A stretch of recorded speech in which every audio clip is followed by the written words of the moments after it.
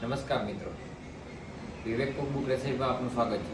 આજે આપણે બનાવીશું કુંભણિયા ભજીયા. કુંભણિયા ભજીયા બનાવવા માટે આપણે કોથમરી, આદુ અને મરચાં લીધેલા છે. હવે આ બધું સમારી લઈશું આપણે. મરચાં,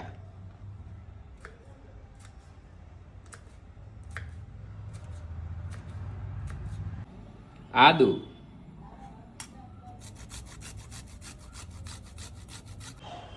કોથમરી,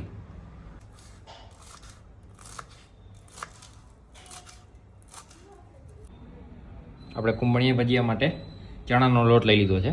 હવે આપણે એમને બરાબર બાંધી લેશું. હવે આપણું શાકભાજી ઉતરેલ નાખી દઉં. સૌથી પહેલાં આપણે આદુ નાખી દઈશું. ત્યારબાદ આપણે મરચાં કાપેલા નાખી દઈશું. આપણી ધાણા ભાજી નાખી દઈશું.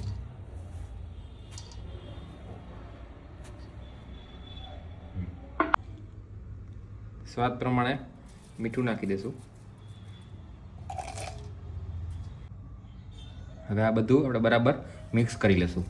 આમાં લીંબુ કે ખાવાનો સોડા કશું જ નાખવાનું નથી. ખાલી કોથમરી, આદુ અને મરચું અને બેસન આટલું નાખીને બરાબર મિક્સ કરી લેવાનું આમને. અને જેમ જેમ આપણે ભજીયા પાડતા જઈએ તે રીતે એને પાણી નાખવાનું. વધારે પાણી એડ નહીં કરવાનું, બાકી કુંભણિયા ભજીયા પડશે નહીં બરાબર.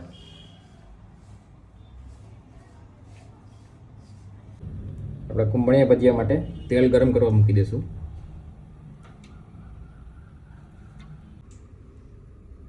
પાણી નાખીને આપણે લોટ બાંધી લેશું. જે પ્રમાણે કુંભળિયું ભજીયું પડે એટલું જ પાણી નાખવાનું. બહુ ઓવર પાણી નહીં નાખવાનું, બાકી કુંભળિયું ભજીયું નહીં પડે. હવે આપણે બરાબર મિક્સ કરી લઈશું આપણે.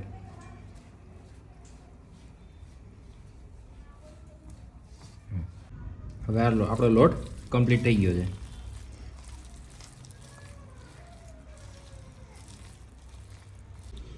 કુંભળિયા ભજીયા આ રીતે પાડવામાં આવે છે.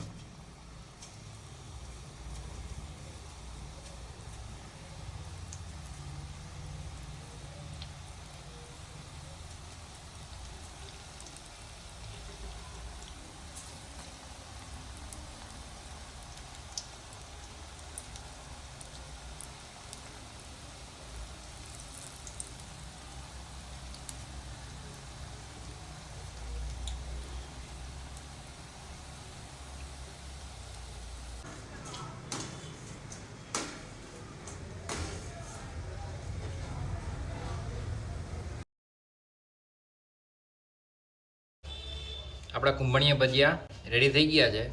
રેસીપી આપણે સારી લાગી હોય તો લાઈક, શેર, સબસ્ક્રાઈબ કરવાનું ભૂલતા નહીં.